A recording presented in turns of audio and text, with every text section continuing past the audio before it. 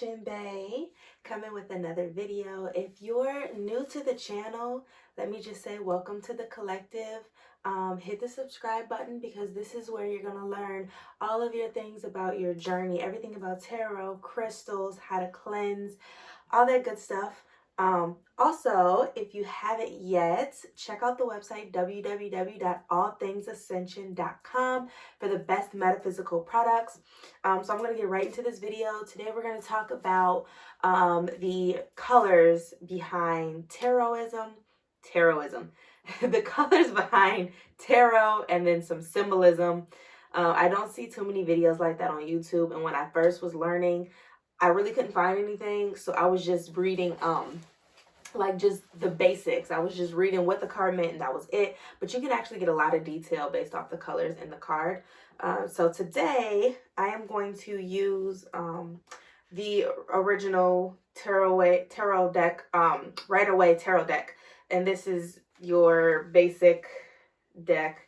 I'm choosing to use this one because most people start off with the Rider-Waite deck. I would suggest starting off with the Rider-Waite deck. There are other decks that the pictures are completely off, like the Disney Villains deck, which the imagery is beautiful, but it's kind of hard to read because the pictures don't really match with what it means. So today we are going to use the simple Rider-Waite deck for examples. I'm not going to teach how to read the cards in this video, just going over some colors. So I'm going to use the deck as some examples. So the first color I want to start off with is red.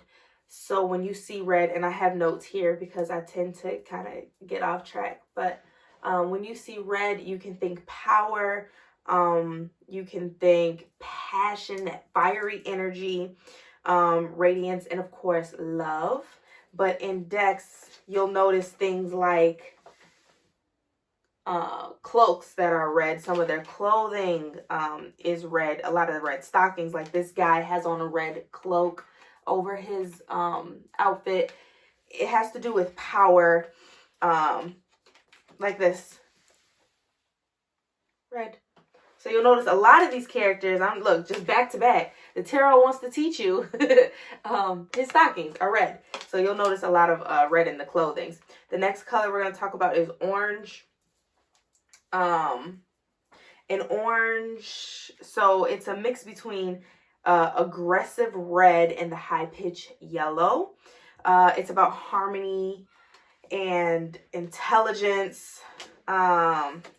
Let me see if I can give you an example. So like subtle oranges, like his shirt is orange. So, and I'm going to talk about it in another video, but certain cards have to do with people. So the major arcana usually describe people in your life. So if, for example, you're pulling a card and if you pull a major arcana card and they have on a lot of red, it's usually someone within power or like a passion. Could be a lover, could be a boss type of thing. And then you kind of read off of the other cards that will, you know, direct who you're talking about specifically. The next card we're going to talk about is yellow. And I have a card in mind specifically. Oh, actually, I think I just pulled it. Oh no, I didn't show you.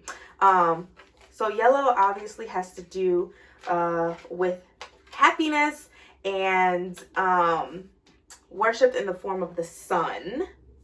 The sun card. That's not why I pulled it, but this card is one of my favorite cards because it's definitely like a carefree, living your best life, happy, successful energy. And then in reverse, it could also mean like you being a little reckless, like you just out here wilding. There's that red again. I talked about that already, but yellow, like this card gives off good vibes. This is a yes card. So usually the yellow, the sunflowers, like yellow has to do with just positive energy. And another thing I didn't mention about orange is a powerful color. It's, well, the goldish color is like manifestation. Okay, so green, fresh start. If you think of like grass growing, you know, greenery, nature, adventure, health. Let me see if I have a good card for that one. I'm not going to pull a card for everything, but I'm just, you know, if I come across a card that represents what I'm trying to say. Okay, so the blues, and there's a card I want to show for blues. Blues have to do with like peace and sensitivity, inspiration, but I really get peace when I'm looking at the blue cards. A lot of the cloaks are, see, blue. I think that's blue. Yeah, blue is in his shirt. A lot of the white, we'll get to white, but just because it's in my hand, white obviously is purity, innocence. But blue, blue has to do, blue. Okay, can you see that? This is the King of Cups, blue. Another card that has blue that's a good example is the High Priestess. The High Priestess, lots of blue in that card. So expansiveness, inspiration, and the High Priestess has to do with, it's kind of a mystery card. See, I want to teach tarot so bad, but that's not what this video is about.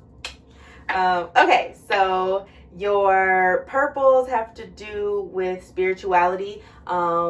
Purple is usually, it represents the third eye, so your higher consciousness, ascension, all that stuff. And then let's see, brown, when you think of brown, you think of like earthy. Let me see if I missed anything. Obviously black is like protection, stability, force, zero tolerance. A lot of people think black is like evil and like demonic and like but it's really not, unless that's what you make it. And that's another thing I want to mention when it comes to this spiritual stuff. A lot of people ask me if I'm scared of reading tarot because, you know, it's the devil's work, but it's not. It's something that's been in cultures for years and years and years and years and many, many moons. And I know what my intentions are, and I set very clear intentions when I'm reading my tarot deck or when I'm trying to work with any of my deities. And as long as you have pure intentions and you make it very clear, look, I don't want to mess. In other words, I don't want no mess. You're okay. I've never experienced anything scary. I've never experienced anything.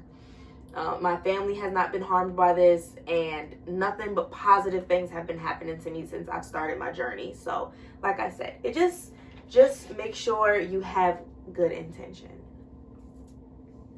There. Let's see. So I kind of went through that quicker than I thought. So we're going to talk about some of the symbolism in the cards. So anytime you see buildings in the backgrounds of cards, it has to do with your potential here on earth, physical potential. So it could be businesses, financial potential, that type of thing. When you see mountains, on the other hand, it's potential, but it's more internal potential. So, for example, let me see if I can find you guys a good card.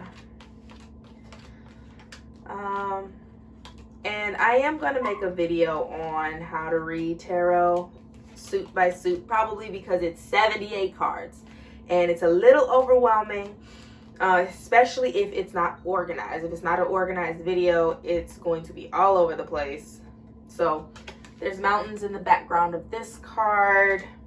Greenery, like I said, has to do with growth, abundance, and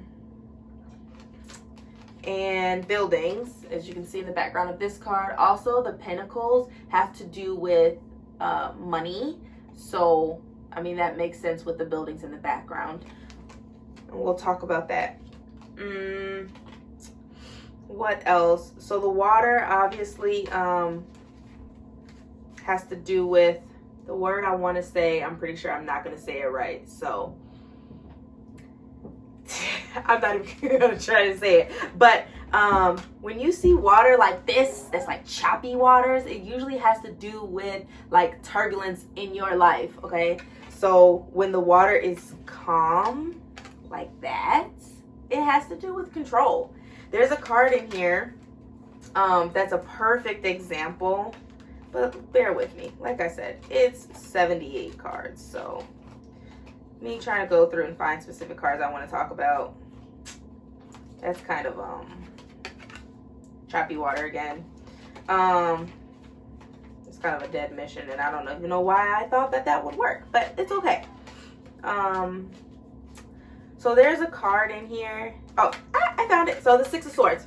The Six of Swords has both. The choppy water on one side, the calm water on the other side. This is a perfect example because the way that I read this card in a reading is that you're coming out of hard times. So the choppy water represents the turbulence in your life. You're coming out of it and you see the smooth water over there. But he also has the swords with him, so he's still defensive. But then you think, who's steering the boat? I mean, he's pushing it, sure, but who's steering, you know? So that's how you read these cards, okay? You learn what each suit means, and then you use your intuition. And then the little symbolism. So like they're both wearing, I don't know if it looks like he's wearing orange and she's wearing yellow. They both could be orange, but remember, we talked about orange. It has to do with intelligence, sociability, aspiration, harmony. So I mean, you can use that depending on what your reading is. There's little baby mountains in the background if you want to use that, but that's typically how that goes. Let's see. Anytime you see fruit, there's a lot of pomegranates in these cards. That has to do with abundance. Also, I want to get the scariest card out of the way. I know I said that I'm not going to teach the cards, but let's talk about the elephant in the room, okay? Let's talk about the death card for a second. When I pull this card in a reading, immediately the person's like, oh my God, who's going to die? Am I going to die? And it just goes downhill. And you have to remember that death, for one, is a part of life, okay? And I don't even mean physical death as far as this vessel that we're in. I mean, any ending is a death, essentially, right? So this is the ending to something. It could be the ending to a job, the ending to a relationship. It could be the ending of a bad habit, or kind of how my ending was 2019. And I'll make a video on this too. When I started my journey, I was very sick, physically sick, and that's because my chakras were blocked. I was depressed. My doctor put me on so many medications because he didn't know what was wrong, and I didn't know what else to do. And I went to a reader to kind of give me some insight, and she pulled the death card. I didn't die, but I kind of want to say I was reborn, because after that reading, I started meditating. I started doing spiritual baths. I started my journey, and I'm a completely different person, completely different. So yeah, in a way, I did die. I didn't physically die, but the old me, it did die. So when you see this card, it has nothing to do with the Grim Reaper coming to get anybody. Ooh, this incense is come through. It's not a bad card. It can be, yes, but depending on the other cards that you pull with it. For example, if I pull that card and then right after I pull that sun card that I showed, I mean, like, that could represent the ending of something and then the beginning of something beautiful. The beginning of freedom, the beginning of, you know, financial, what's the word I'm looking for? You free, bitch, okay? So it's not a bad card. I can't find that card. Like I said, that's not what I'm here for. But I just wanted to get that out of the way. Like, this does not mean you're going to die. Okay. So that's all I wanted to talk about in this video. Stay tuned for my next video. I am going to start talking about the tarot cards. We're going to start with the major arcana, and then we'll go into the minor, and I'll dive deep into what each card means. And it is going to probably be a lot of videos because it's a lot to learn. It's 72 cards, and I mean, it's a lot of information, but when you break it down, and I've watched videos on it when I first started, and I watched them over and over. Driving to work, I watched them. Coming home from work, I watched them. It does take commitment, but once you learn, I promise it'll change your life. So if you haven't yet, subscribe, like, and share, because we need to know this stuff. This is essentially where we came from. This is where our ancestors came from, whether you know it or not. We're all a collective. So if you have not subscribed, become a part of the collective. And I will see you in the next video.